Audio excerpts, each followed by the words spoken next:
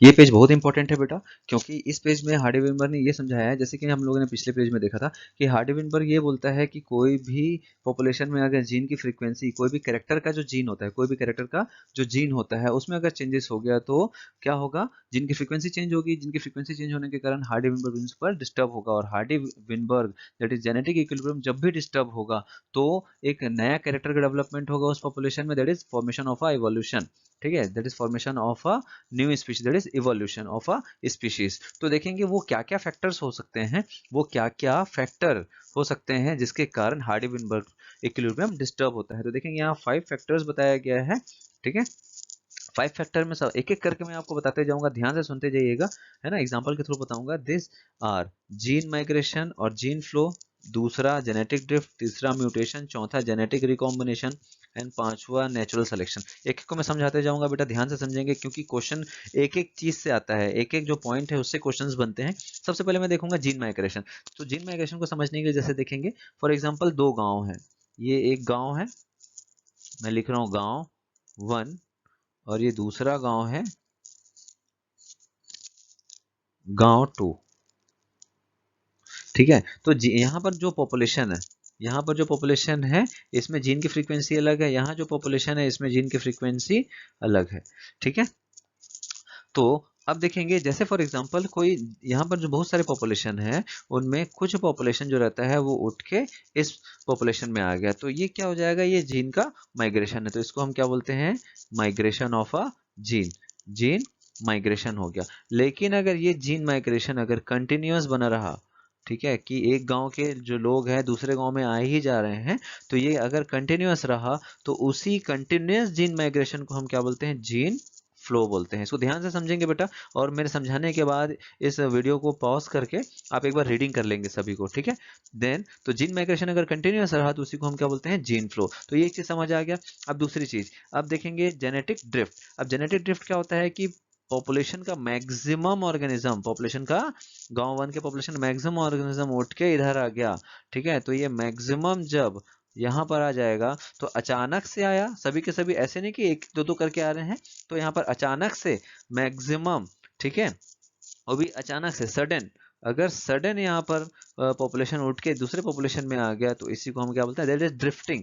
तो यहाँ पर पॉपुलेशन के साथ में उनके जीन भी आएंगे, दैट इज जेनेटिक ड्रिफ्ट, उसी को हम क्या बोलते हैं, जेनेटिक ड्रिफ्ट। देन म्यूटेशन, तो आपको मालूम है कि कोई एक पॉपुलेशन है उसमें चेंजेस हो गया, ठीक है, उसको हम क्या बोलते हैं, जेनेटिक ड्रिफ्ट। जैसे कि म्यूटेशन हो गया, जैसे फॉर एग्जांपल कोई एक गांव के लोगों को गांव के लोगों में म्यूटेशन हो गया तो उसको स्किन कैंसर हो गया, तो सभी के सभी का जो कैरेक्टर है वो बिल्कुल चेंज हो जाएगा। ठीक है, देन देखेंगे next genetic recombination. Genetic recombination, genetic recombination जो रहता है वो कब होगा बेटा, हर एक जनरेशन में होता है, इंडिविजुअल में गैमेट फॉर्मेशन के समय, गैमेटोजेनेसिस के समय हर एक इंडिविजुअल में होगा।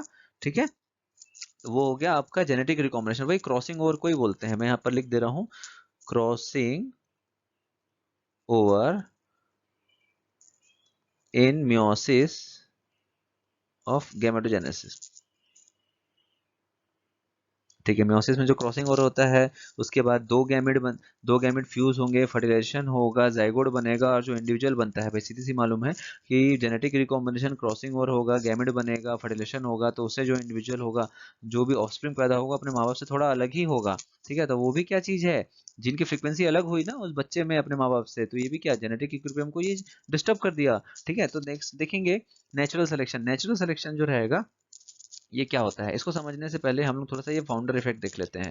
ठीक है, फाउंडर इफेक्ट क्या होता है कि अगर ये जो पॉपुलेशन मैंने बताया सडनली जेनेटिक ड्रिफ्ट हुआ, सडनली जेनेटिक ड्रिफ्ट हुआ, तो सडनली जेनेटिक ड्रिफ्ट होने के कारण जो पॉपुलेशन अपनी जगह को छोड़ के दूसरे पॉपुलेशन में आया है तो यहाँ पर वो उस हैबिटेट के हिसाब से ढल जाएगा, और ये जो पॉपुलेशन है वो एक नया पॉपुलेशन बनाएगा, ये जो पॉपुलेशन है एक नया पॉपुलेशन बनाएगा, that is the founder of a new population. इसको इसलिए फाउंडर इफेक्ट बोलते हैं। इसको रोक, वीडियो को रोक करके आप एक एक लाइन को पढ़ लीजिएगा, आसानी से समझ आ जाएगा। देन नेक्स्ट देखते हैं, बहुत इंपॉर्टेंट है, microbial experiment shows that pre existing advantageous mutation when selected will result in observation of new phenotypes. अब ये क्या चीज है भाई, सीधी सी मालूम है, जैसे कि इसको अगर मैं समझाऊं, है ना। अभी हम नेचुरल सिलेक्शन समझने की ओर बढ़ रहे हैं। इसको अगर मैं समझाऊं तो कलर चेंज करके, तो जैसे फॉर एग्जांपल एंटीबायोटिक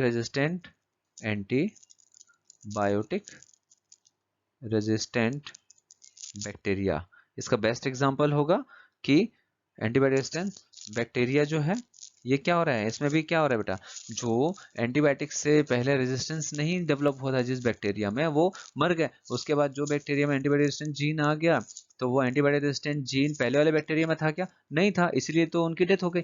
अब जो नया बैक्टीरिया है जो अपने जीन की फ्रीक्वेंसी में चेंज कर लिए, मतलब जेनेटिक चेंजेस कर लिए, तो सीधी सी बात है हार्डी-वेनबर्ग लॉ डिस्टर्ब हो गया, है ना। तो जीन में चेंजेस होने के कारण वो बैक्टीरिया में कौन सा नया जीन आ गया, एंटीबायोटिक से अपने आप को बचाने के लिए जीन आ गए, तो जीन की फ्रीक्वेंसी में चेंज हो गया, वही चीज है ये। देन नेक्स्ट देखेंगे ओवर फ्यू जनरेशन, मतलब कुछ समय बाद क्या होगा, speciation, that is formation of new species. अब जो बैक्टीरिया पाए जाते हैं, आज से अगर मैं बोलूं जब एंटीबायोटिक बना था, जैसे फॉर एग्जांपल आज से 50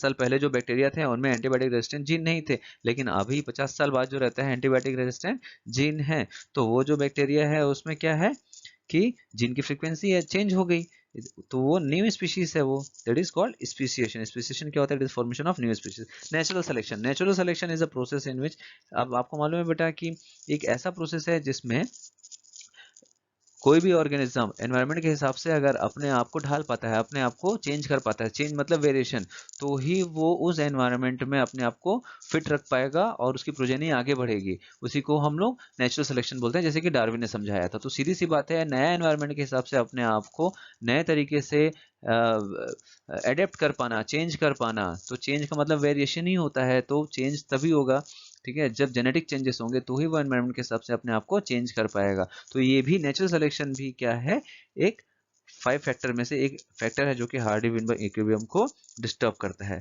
ठीक है, बाकी आप एक बार देख लेंगे कि किसी समझ आ जाएगा, रीडिंग कर लीजिएगा। देन नेक्स्ट पेज में देखेंगे